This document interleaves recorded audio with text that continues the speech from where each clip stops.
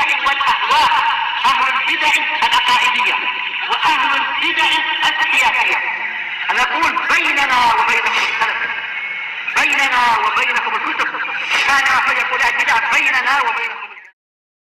Bismillahirrahmanirrahim. Kita meneruskan bacaan kitab Bulughul Maram yang ditulis oleh Al-Hafidz Ibnu Hajar Al-Asqalani rahimahullah taala. Masih kita di kitab Usyam ya, tentang puasa.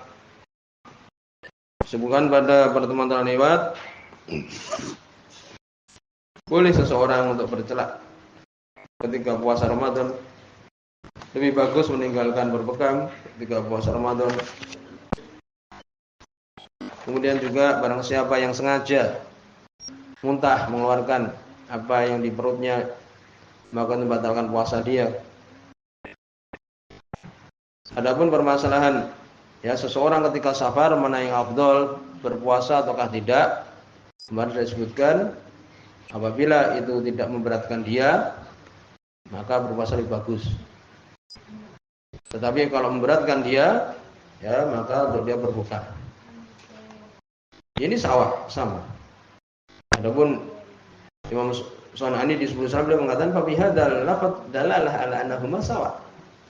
Ya, dari hadis-hadis disebutkan bahwa keduanya sama.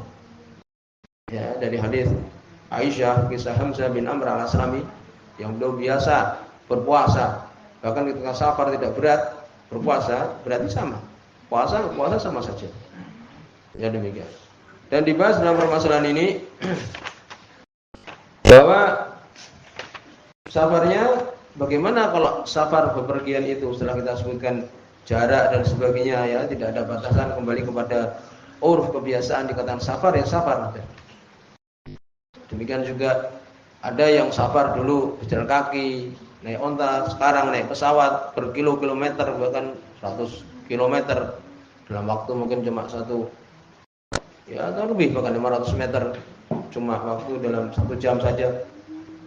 Ya, jadi uruf kebiasaan bagaimana dikatakan safar.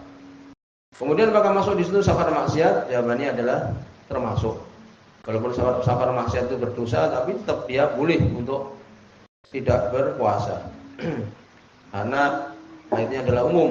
Man kana maridan aw ala safarin fa iddatun min ayyamin ukhra. Barang siapa dia itu sakit atau safar umum di sini dengan nakirah safarin, maka hari-hari dari ya maka beberapa hari yang dia hitung diganti dari yang lain.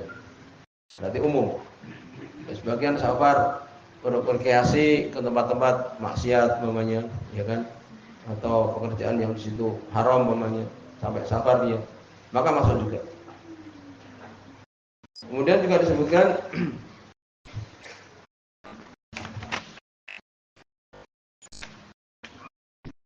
apabila dia lau asbaha fi asna'i safari shaiman, ya jadi ketika di tengah jalan ya dia meniatkan di awalnya puasa, kemudian safar, kemudian di tengah jalan dia berbuka, apakah boleh?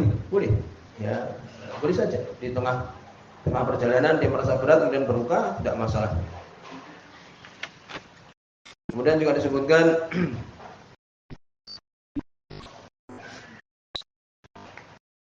apabila seseorang mukim, ya, kapan boleh dikatakan dia itu untuk ya berbuka?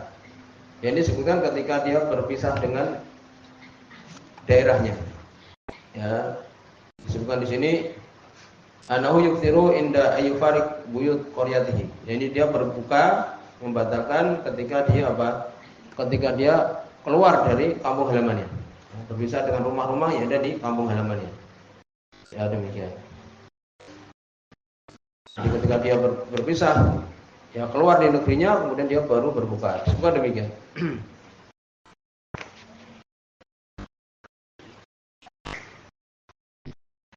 Kemudian disebutkan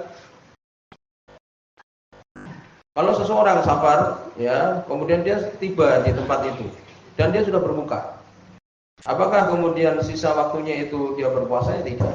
Ya berarti dia berbuka. Juga disebutkan untuk dia tidak menampakkan ketika makan ya, untuk orang-orang yang di sekitar dia, karena di sekitar dia orang-orang yang berpuasa. Kemudian berikutnya ya berkaitan tentang permasalahan bagaimana kalau seseorang itu dia sudah tua. Sekarang berpindah ke permasalahan seseorang yang dia itu dalam keadaan sangat tua, sudah tidak mampu untuk berpuasa. Demikian juga masuk di sini orang yang dia itu hamil atau menyusui. Hadis disebutkan di sini oleh beliau, rahimahullah taala, hadis yang ke-24 dan itu hadis yang ke-631 di buku ini. Qala rahimahullah taala wa an Ibnu Abbas, dari sahabat Abdullah bin Abbas radhiyallahu anhuma, qala beliau mengatakan di sini sahih ya. Dan istihad dari Abdullah bin Abbas radhiyallahu anhuma. Disebutkan qala beliau mengatakan rukhsah li Syekh Al-Kabir, diberikan rukhsah, diberikan keringanan Syekh, ini orang sudah tua, Al-Kabir yang sangat tua sekali, yang orang yang tidak mampu berpuasa, ayufdira, untuk berbuka. Diberikan rukhsah orang yang sudah sangat tua, yang sudah tua renta, untuk berbuka, untuk tidak berpuasa. Wayut iman, ya, kemudian memberikan makanan angkul yomin, di setiap hari yang dia tinggalkan itu miskinan, orang miskin.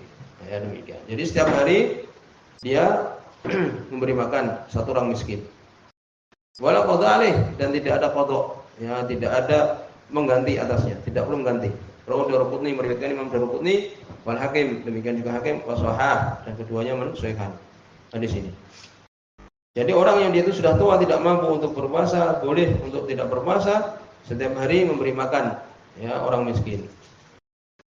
Dan disebutkan kalau kemudian dia sehat lagi umpamanya, ya kadang orang ada sudah tidak mampu kemudian dia sehat lagi. Khususnya kalau belum tua renta. Maka disebutkan para ulama untuk dia mengganti. Ya, karena itu zimmah. Ya, karena itu tanggungan yang dia harus lakukan. Jadi untuk dia mengganti ketika dia mampu, walaupun ini kadang jarang. Demikian juga nanti akan dibahas apakah dia harus memberi makan, ya. Adapun dia boleh tidak berpuasa, maka ini ijma, sepakat. Tapi apakah dia kemudian memberikan makan, terjadi perselisihan. Kalau menurut hadis ini jelas, Ibnu Abbas boleh berfatwa, berpendapat bahwa untuk dia memberikan makan setiap hari satu orang miskin. Ya, ini bayar kafarah, pengganti, kan demikian. Tapi sebagian ulama menyebutkan tidak ada dalil dari Nabi sallallahu alaihi wasallam untuk kemudian memberi makan. Ini cukup dia untuk apa? Tidak berpuasa saja. Ya, adapun kalau kemudian beri makan, sebagian ulama berpendapat tidak ada dalilnya dari Nabi sallallahu alaihi wasallam. Maka di sini dibahas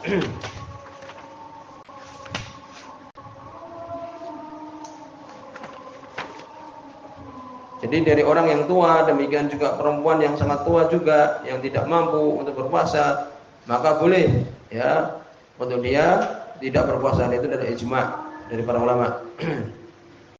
Kemudian terjadi perselisihan, hal yulzimuhuma, apakah wajib keduanya, tadi orang tua, laki-laki ataupun perempuan, ya, untuk bayar fidyah. Jadi perselisihan di antara para ulama. Hadis yang kita sebutkan tadi untuk membayar. Seperti Anas Malik, demikian juga Ibnu Abbas, demikian juga Abu Hurairah, radhiyallahu. Ya ini yang masyhur juga. Dan ini lebih aman. Karena perbuatan dari sahabat-sahabat yang mulia. Tapi Ibnu Abdul Bar belum menyebutkan ya as-sahih bin nadhar, ini yang benar di dalam penelitian ulama alam. Ini ucapan yang mengatakan innal fidyah ghairu wajibah. Fidyah membayar tebusan tadi, satu hari memberikan makan satu orang, itu ya tidak wajib. Alaman la yutik siyam, bagi orang yang tidak mampu berpuasa. Ya Allah Ta'ala lam yujib asyam alaman la yutiku, karena Allah tidak mewajibkan puasa bagi orang yang tidak mampu. Ya, dalilnya la yukallifullahu nafsan illa usaha. Allah tidak membebani seorang kecuali dia mampu. Demikian juga sebagian baca di surah Al-Baqarah walal ladzina yutiqunahu fidyatun ta'am miskin. Sebagian berpendapat ya untuk bayar fidyah, tapi itu bicarakan. Yang jelas la yukallifullahu nafsan illa usaha. Jadi beliau berpendapat tidak ada dalil yang menyebutkan untuk membayar fidyah. Tapi kalau kita ingin aman, ya tadi kita katakan seperti ucapan para sahabat, dan mereka menyebutkan tidak ada yang menyelisih, tidak ada yang menyelisih. Tapi kalau secara dalil tidak ada di situ kewajiban untuk membayar fidyah. Ya. Jadi kita lebih cenderung pendapat itu, tidak wajib untuk kemudian beri makan, tidak wajib. Tapi kalau ingin berhati-hati karena para sahabat ya tidak ada yang menyelisih tadi, mereka demikian memberikan makan orang miskin setiap hari. Kemudian berapa jumlah fidyahnya itu pun tidak ada dalil dari Nabi sallallahu alaihi wasallam. Ya.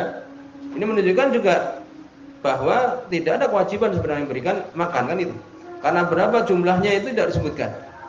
Cuma sebagian menyebutkan bahwa Anas Malik radhiyallahu anhu ya, soal Imam Bukhari demikian juga Baihaqi, Imam Bukhari tidak menyebutkan sanad secara lengkap.